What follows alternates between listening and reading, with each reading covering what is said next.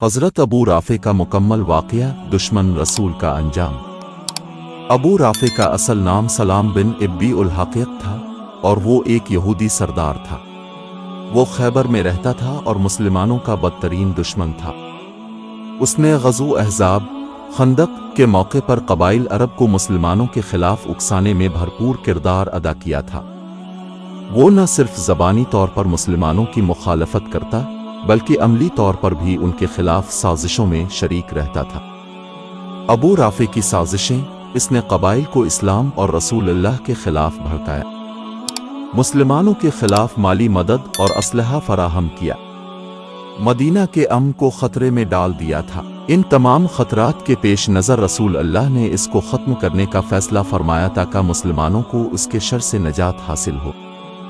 قتل کی مہم رسول اللہ نے حضرت عبداللہ بن عتیق رضی اللہ عنہ کی قیادت میں چند صحابہ کو ابو رافع کے قتل کے لیے بھیجا۔ ان کے ساتھ درج ذیل صحابہ شامل تھے: حضرت ابو قتادہ رضی اللہ عنہ، حضرت مسعود بن سنان رضی اللہ عنہ، حضرت عبداللہ بن انیس رضی اللہ عنہ۔ روایات میں معمولی اختلاف ہے کہ کون کون شامل تھا، لیکن حضرت عبداللہ بن عتیق رضی اللہ عنہ کا کردار نمایاں ہے۔ روانگی: یہ صحابہ خیبر کی طرف روانہ ہوئے جہاں ابو رافع ایک مضبوط قلعے میں رہتا تھا۔ جب وہ وہاں پہنچے تو رات ہو چکی تھی۔ حضرت عبداللہ بن عتیق نے ایک چالاکی سے قلعے میں داخل ہونے کا منصوبہ بنایا۔ قلعے میں داخلہ: حضرت عبداللہ بن عتیق نے جھوٹ موٹ کا ظاہر کیا کہ وہ قلعے کے کسی شخص کے رشتہ دار ہیں اور کوئی کام ہے، اور اس بہانے وہ قلعے کے دروازے سے اندر گھس گئے۔ قلعے کے اندر جا کر وہ ابو رافع کے محل تک پہنچے جو ایک اونچے کمرے میں سو رہا تھا۔ انہوں نے اس کے گھر کے دروازے بند کر دیے تاکہ کوئی باہر نہ نکل سکے، پھر اندھیرے میں اس کو آواز دی۔ ابو رافع نے پوچھا، کون ہے؟ حضرت عبداللہ بن عتیق نے کہا کہ میں تمہارا دوست ہوں، کوئی خاص خبر لایا ہوں۔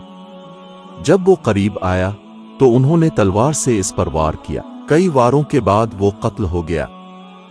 واپسی کے وقت حضرت عبداللہ بن عتیق قلعے کی سیڑھیوں سے گرتے ہوئے زخمی ہو گئے، ان کی ٹانگ ٹوٹ گئی، لیکن پھر بھی وہ اپنے ساتھیوں تک پہنچے۔ انہوں نے ابو رافع کے قتل کی تصدیق کے لیے قلعے کے اندر سے آنے والی آوازیں سنیں کہ یہود کہہ رہے تھے کہ ان کا سردار قتل ہو گیا۔ جب وہ مدینہ واپس پہنچے تو رسول اللہ کے پاس جا کر سارا واقعہ بیان کیا۔